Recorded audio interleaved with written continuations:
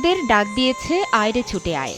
অগ্রহায়ণ আসলেই এমন আহ্বানে যেন পুরো গ্রাম মেতে ওঠে। কৃষকের মুখে হাসি ফোটে, জীবনে আনন্দের ঢেউ বয়ে যায়।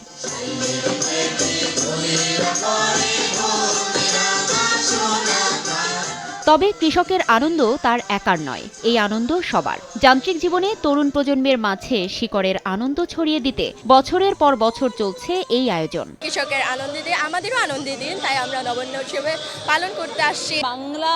বাঙালি বাংলা সংস্কৃতি যতদিন থাকবে, নবান্ন উৎসবের তাৎপর্য থাকতেই হবে।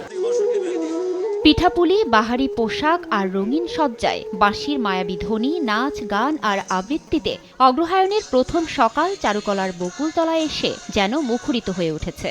আজকের দিনটা হচ্ছে কৃষকদের আনন্দের দিন, আর কৃষকের আনন্দ মানেই হচ্ছে আমাদের আনন্দ।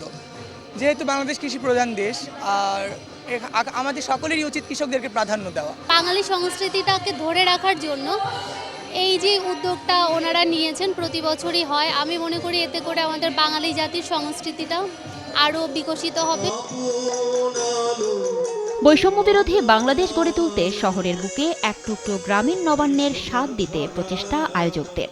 কৃষক যারা ফসল উৎপাদনের মধ্য দিয়ে এই প্রজন্ম থেকে লক্ষ বছরের আমরা আজকে এখানে দাঁড়িয়ে আছি, তাদেরকে আমাদের একটা ধন্যবাদ দেওয়ার একটা বিষয় থাকে, তাদেরকে কৃতজ্ঞতা জানাই আমাদের মধ্য দিয়ে, এই অনুষ্ঠানের মধ্য দিয়ে। গ্রামীণ সংস্কৃতি ও ঐতিহ্য যাতে হারিয়ে না যায়, সেজন্য প্রতি বছর ঢাকা বিশ্ববিদ্যালয়ের চারুকলায় অনুষ্ঠিত হয় এই আয়োজন।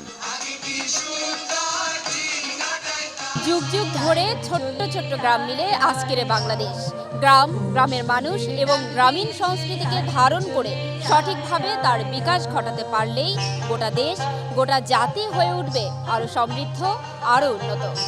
ফারজানা লিনা, সময় সংবাদ, ঢাকা।